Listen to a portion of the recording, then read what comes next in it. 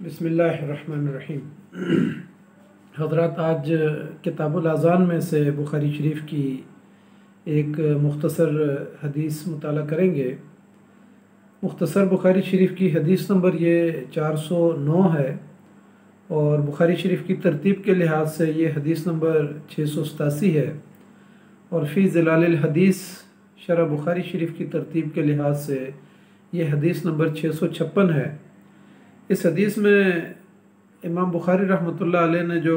तर्जमतुल बाब कायम किया है कि इमाम इसलिए बनाया जाता है कि उसकी इक्तदा की जाए। अन आयशा रज़ियल्लाहु अन्हा क़ालत लम्मा सकुलन नबी सल्लल्लाहु अलैहि वसल्लम क़ाला अस्सल्लन नासु कुलना ला या रसूलल्लाह सल्लल्लाहु अलैहि वसल्लम हम यंतज़िरूनका क़ाल ज़ऊली माअन फ़िल मिग़ज़ब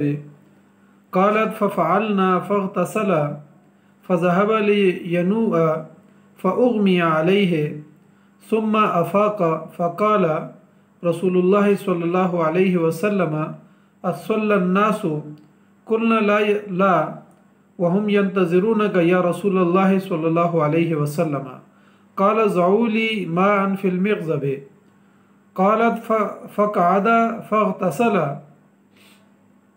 सुम्मा ज़हब लियनुअ फ़उग़मिया अलैहि सुम्मा अफ़ाक़ फ़क़ाल अस्सल्लन नासु कुलना ला वहुम यंतज़िरूनका या रसूलल्लाह सल्लल्लाहु अलैहि वसल्लम फ़क़ाल ज़ऊली माअन फ़िल मिग़ज़ब फ़क़अद फ़ग़तसल सुम्मा ज़हब लियनुअ फ़उग़मिया अलैहि सुम्मा अफ़ाक़ फ़क़ाल अस्सल्लन नासु फ़क़ुलना ला हुम यंतज़िरूनका या रसूलल्लाह सल्लल्लाहु अलैहि वसल्लम वन्नासु वक़ूफ़न फ़िल मस्जिद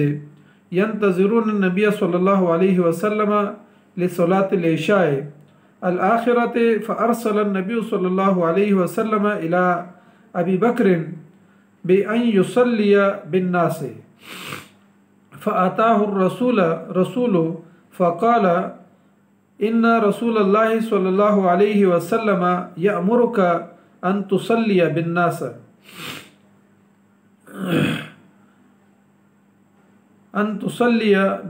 फ़क़ाल अबू बकर वकान रजुलन रक़ीक़न या उमरु सल्लि बिन्नास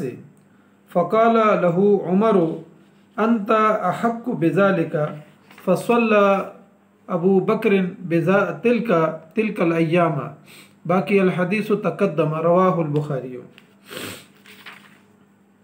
हज़रत आयशा रज़ियल्लाहु तआला अन्हा से रवायत है, वो फरमाती हैं कि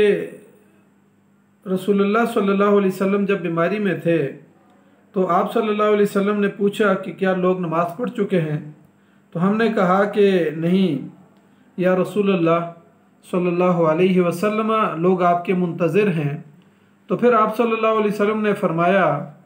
कि मेरे लिए एक टब में पानी रख दो। हज़रत आयशा रज़ियल्लाहु तआला अन्हा फरमाती हैं कि हमने ऐसे ही किया और फिर आप सल्लल्लाहु अलैहि वसल्लम ने गुस्ल फरमाया और उठने लगे तो आप सल्लल्लाहु अलैहि वसल्लम गशी खा के फिर बेहोश हो गए और इसके बाद जब होश आया तो आप सल्लल्लाहु अलैहि वसल्लम ने फरमाया कि क्या लोग नमाज़ पढ़ चुके हैं। तो हमने अर्ज़ किया कि नहीं या रसूलुल्लाह सल्लल्लाहु अलैहि वसल्लम, लोग आपका इंतज़ार कर रहे हैं। आप सल्लल्लाहु अलैहि वसल्लम ने फरमाया कि मेरे लिए टब में पानी रख दो। हज़रत आयशा रज़ियल्लाहु तआला अन्हा फरमाती हैं कि हमने टब में पानी रख दिया और आप सल्लल्लाहु अलैहि वसल्लम बैठ गए और गुस्ल किया और फिर आप सल्लल्लाहु अलैहि वसल्लम ने खड़ा होना चाहा मगर बेहोश होकर फिर गिर गए। इसके बाद जब होश आया तो आप सल्लल्लाहु अलैहि वसल्लम ने फिर पूछा कि क्या लोग नमाज़ पढ़ चुके हैं। तो हमने कहा कि नहीं, लोग आपका इंतज़ार कर रहे हैं। और लोग उस वक़्त मस्जिद में इशा की नमाज के लिए बैठे हुए थे, रसूलुल्लाह सल्लल्लाहु अलैहि वसल्लम का इंतज़ार कर रहे थे। तो आखिरकार रसूलुल्लाह सल्लल्लाहु अलैहि वसल्लम ने एक कासिद को, एक आदमी को भेजा और फरमाया कि हज़रत अबू बकर सिद्दीक़ रज़ियल्लाहु तआला अन्हु से कहा जाए कि वो नमाज़ पढ़ा दें। हज़रत अबू बकर सिद्दीक़ रज़ियल्लाहु तआला अन्हु नरम दिल इंसान थे, तो उन्होंने हज़रत उमर रज़ियल्लाहु तआला अन्हु से कहा कि आप नमाज़ पढ़ा दें। तो हज़रत उमर रज़ियल्लाहु ताला अन्हु ने कहा कि नहीं, आप इस मनसब के ज़्यादा हकदार हैं। इसके बाद हज़रत अबू बकर सिद्दीक़ रज़ियल्लाहु ताला अन्हु बीमारी के आलम में नमाज़ें पढ़ाते रहे। और इससे पीछे एक हदीस में तफसील गुजरी है, इसी हदीस की तफसीलात में यह आता है कि नबी सल्लल्लाहु अलैहि वसल्लम की जब तबीयत थोड़ी सी बेहतर हुई तो आप सल्लल्लाहु अलैहि वसल्लम हज़रत अबू बकर सिद्दीक़, हज़रत अब्बास रज़ियल्लाहु ताला अन्हु और हज़रत अली रज़ियल्लाहु ताला अन्हु का कंधों का सहारा लेकर बाहर तशरीफ़ लाए और हज़रत अबू बकर सिद्दीक़ रज़ियल्लाहु ताला अन्हु के पहलू में बैठ गए। और हज़रत अबू बकर सिद्दीक़ रज़ियल्लाहु ताला अन्हु आपसे थोड़ा सा पीछे थे और वो खड़े होकर नमाज़ पढ़ रहे थे और नबी सल्लल्लाहु अलैहि वसल्लम बैठ के नमाज़ पढ़ा रहे थे। और इसी तरीके से सारे सहाबा इकराम भी पीछे खड़े होकर नमाज अदा कर रहे थे। ये उस हदीस की तफसीलात हैं। इस हदीस में पहली बात तो ये आ गई जो हमारे सामने आती है कि नबी अकरम सल्लल्लाहु अलैहि वसल्लम की मरजुल मौत के अंदर जब ज़रा तबीयत बेहतर हुई तो आप सल्लल्लाहु अलैहि वसल्लम हज़रत अब्बास रज़ियल्लाहु ताला अन्हु और हज़रत अली रज़ियल्लाहु ताला अन्हु का कंधों का सहारा लेकर बाहर तशरीफ़ लाए। और उससे पहले आप सल्लल्लाहु अलैहि वसल्लम हज़रत अबू बकर सिद्दीक़ रज़ियल्लाहु ताला अन्हु को नमाज़ पढ़ाने का हुक्म दे चुके थे और हज़रत अबू बकर सिद्दीक़ रज़ियल्लाहु ताला अन्हु ने नमाज़ शुरू करवा दी थी। जब नबी सल्लल्लाहु अलैहि वसल्लम बाहर तशरीफ़ लाए तो आप सल्लल्लाहु अलैहि वसल्लम हज़रत अबू बकर सिद्दीक़ रज़ियल्लाहु ताला अन्हु से थोड़ा सा आगे पहलू के अंदर बैठ गए और हज़रत अबू बकर सिद्दीक़ रज़ियल्लाहु ताला अन्हु और सहाबा इकराम पीछे आपकी इक्तदा में नमाज अदा कर रहे थे। यानी इमाम बुखारी रहमतुल्लाह अलैह का जो मुद्दा है, जो तर्जुमतुल बाब में आया है, वो यही है कि इमाम जिसको भी मुकर्रर किया जाए तो लोग उसकी इक्तदा करें और उससे मुसाबिकत जो है ना यानी ना करें, उससे आगे ना बढ़ें, बल्कि इमाम की इक्तदा करें और इमाम के जो है ना मुताबियत करें। दूसरे नंबर पर यहाँ ये बात साबित होती है, नबी अकरम सल्लल्लाहु अलैहि वसल्लम ने एक हदीस में फरमाया कि अगर इमाम बैठ के नमाज पढ़े तो मुक्तदियों को भी चाहिए कि बैठ कर नमाज पढ़े। इस सिलसिले में नबी अकरम सल्लल्लाहु अलैहि वसल्लम जिस वक़्त 5 हिजरी में एक मरतबा घोड़े से गिर गए थे तो आप सल्लल्लाहु अलैहि वसल्लम ने जब सहाबा इकराम आपसे मिलने के लिए बाला खाने में गए तो एक मरतबा आपने नफली नमाज पढ़ाई और उस नफली नमाज में आप सल्लल्लाहु अलैहि वसल्लम ने बैठकर इमामत करवाई और पीछे सहाबा इकराम खड़े रहे। इसी तरीके से एक और मरतबा यानी इसी बीमारी के दौरान जब नबी सल्लल्लाहु अलैहि वसल्लम के पाँव में मौज भी आ गई थी और पहलू भी ज़ख्मी था तो उसमें जो है ना यानी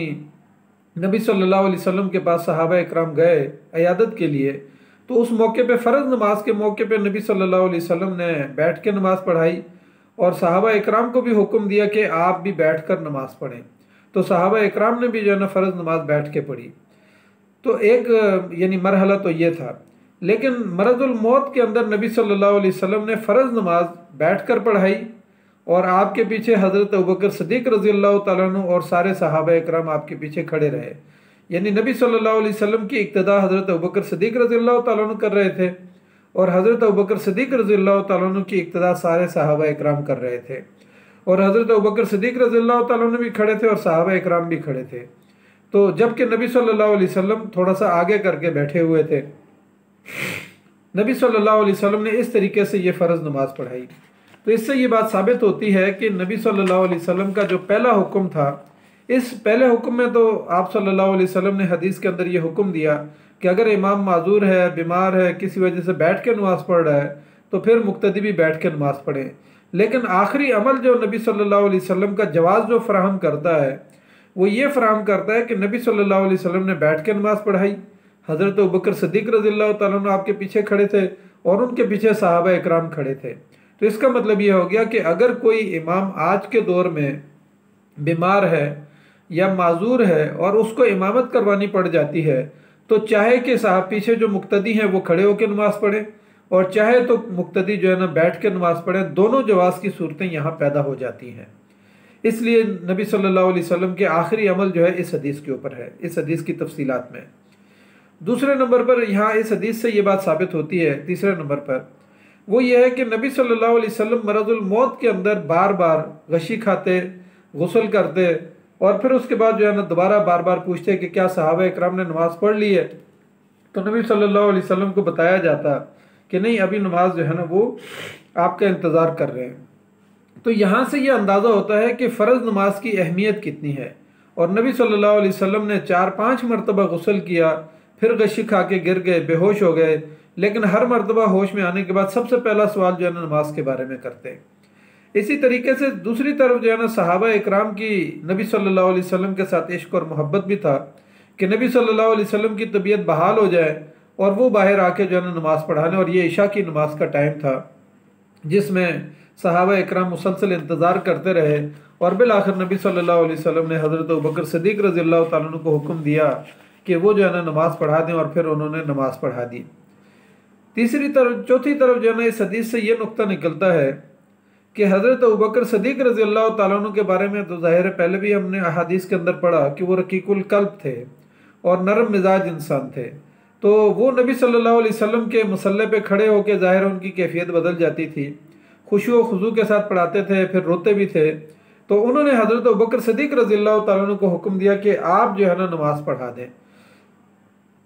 लेकिन हज़रत अबू बकर सिद्दीक़ रज़ियल्लाहु ताला अन्हु ने कहा कि नहीं, नबी सल्लल्लाहु अलैहि वसल्लम ने आपको हुक्म दिया है और आप ही जो है ना इसके ज़्यादा हकदार हैं कि नबी सल्लल्लाहु अलैहि वसल्लम के बाद उनके मुसल्ले पे आप ही खड़े हो जाएं और आप ही जो है ना नमाज़ पढ़ाएं। तो इस तरीके से फिर बाकी नमाजें सारी जो है इस मरज़ुल मौत के अंदर नबी सल्लल्लाहु अलैहि वसल्लम की, इसमें नबी हज़रत अबू बकर सिद्दीक़ रज़ियल्लाहु ताला अन्हु नमाज़ पढ़ाते रहे। तो इससे यह अंदाज़ा होता है कि हिफ्ज़ मरातिब का ख्याल कितना रखते थे। ख़ुद नबी अकरम सल्लल्लाहु अलैहि वसल्लम ने भी रखा, और फिर सहाबा इकराम ने जो है ना, और ख़ुद हज़रत उमर रज़ियल्लाहु ताला अन्हु ने भी हज़रत अबू बकर सिद्दीक़ रज़ियल्लाहु ताला अन्हु के उस मुकाम और मनसब से जो है ना आगे नहीं बढ़े, बल्कि उन्होंने कहा कि नहीं, आप इसके ज़्यादा हकदार हैं और आप आगे जाकर नमाज़ पढ़ाएं। इससे अगली जो इस बात से, इस हदीस से जो बुनियादी नुक्ता निकलता है वो ये कि नबी अकरम सल्लल्लाहु अलैहि वसल्लम ने इमामत सुगरा के लिए अपनी बीमारी में और बीमारी से पहले भी 1-2 मरतबा हज़रत अबू बकर सिद्दीक़ रज़ियल्लाहु ताला अन्हु को हुक्म दिया था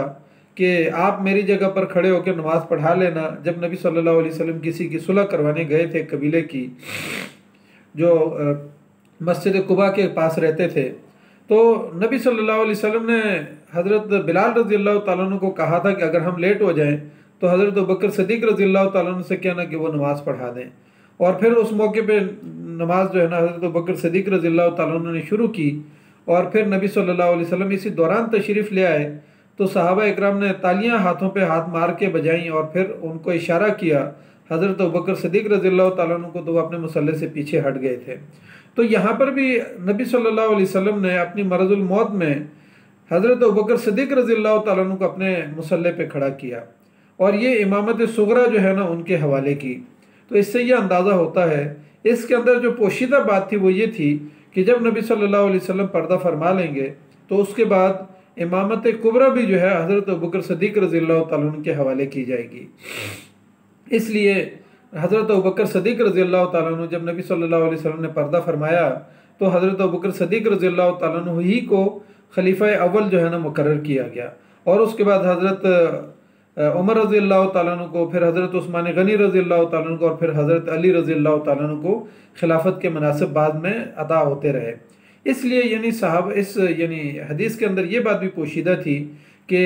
इमामत सुगरा जिस तरीके से हज़रत अबू बकर सिद्दीक़ रज़ियल्लाहु ताला अन्हु का हक़ है, इसी तरह इमामत कुबरा भी जो है उनका हक़ है।